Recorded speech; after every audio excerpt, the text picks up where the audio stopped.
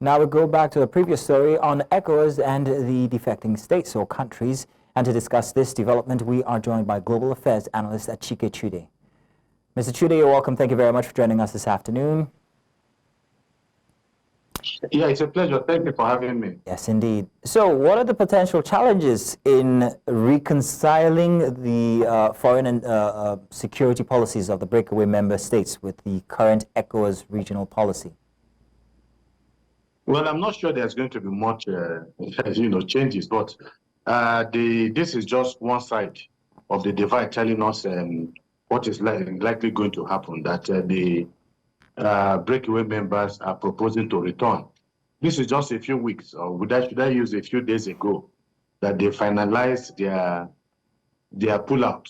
So if after a few days after finalizing their pullout from the body, and a few days after, a week or 2 weeks after, they are talking about, proposing to come back, then the whole thing smacks of unseriousness on the part of the Breakaway members of ECOWAS, because it is a very serious matter that you think that it was well thought about before they actually embarked on this attempt to break away from ECOWAS.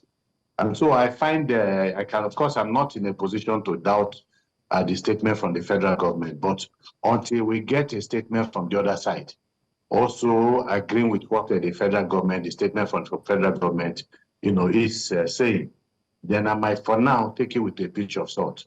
But regardless of that, if they are going to come back, what will be the new conditions? What will be the basis of their coming back? Because you remember that when they pulled out, they gave so many reasons why they were pulling out. Have things changed also all of a sudden? Have those issues been addressed by ECOWAS? And if they have not been addressed by ECOWAS, why are they proposing to come back? So this does not make sense to me. They talked about the fact that they feel that ECOWAS has not been beneficial to their country since the inception of ECOWAS, and that whether at the level of economic development and integration or security issues matters, that ECOWAS has failed.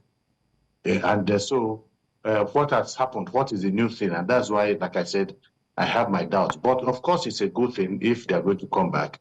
If they're going to come back, there will be new realities that they have to obviously discuss with ECOWAS. There has to be, new conditions, I believe, that will be given by the Breakaway members. So on that, Chude, yeah. On that, I would like to ask what measures you think ECOWAS needs to put in place to help this integration so that it doesn't impact negatively on the sovereignty of the rest ECOWAS states. I don't know. I'm stumped, I must tell you. Because all this while, ECOWAS has been doing what ECOWAS needed to do. But don't forget again that if they are going to come back, they are going to come back as a military juntas again. And the ECOWAS protocol frowns at, even the African Union protocol frowns at military incursion into the politics of African nations. And so if they are going to come back, they are still going to come back as military strongmen. And so it means that ECOWAS will still have to be discussing and negotiating with them and interacting with them, based even in spite of their military background. And that is going to be a problem. Don't forget that one of the things that the juntas in these countries have had, one of the problems they've had with ECOWAS is that ECOWAS was trying to set up a transition to democracy, a transition plan for some of these countries. And they were resisting it, from Mali, Niger, Burkina Faso. And there was this resistance. They didn't want ECOWAS telling them what to do. They didn't want ECOWAS giving them a timeline. They wanted to be the ones to do it, to determine. And so if they come back now, what will ECOWAS do? I suspect that ECOWAS, in order to encourage them to remain, if they do come back again, we have to play it down, have to play the issue of the fact that these people are military dictators. They will just have to, play it down in order to keep them within the fold. And once they do that, they'll be violating the core principle of ECOWAS, which is intolerance to military adventurism in the politics of African countries. Well, you speak of intolerance, but it seems like it's being considered. And if it is going to be considered, and if anything is going to happen, how can two totally different formats exist inside of the ECOWAS bloc, where you have the military and then you have democratic states? What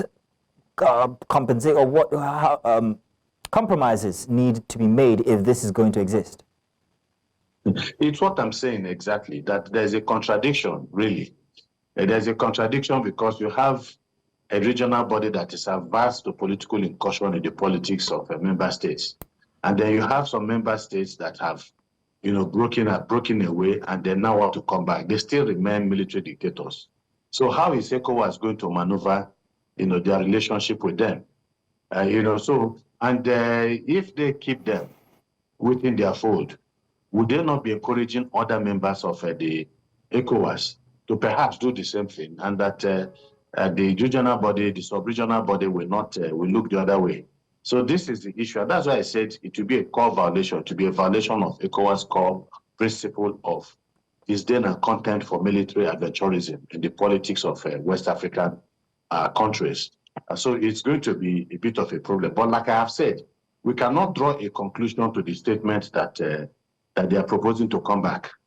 Otherwise, it speaks volumes about the lack of responsibility of these juntas to pull away a few weeks ago and then to want to come back, within a space of a few weeks. What has changed? What has led them to want to come back? What is it that they have seen on the other side that they do not find rosy? So these are the things I'm talking about. But then again, ECOWAS, we have to play down, like I said, on this issue of transition back to democracy. Okay. Because they don't want to hear it. Well, Achike, Chude, I want to say thank you very much for your interesting insight there. Thank you.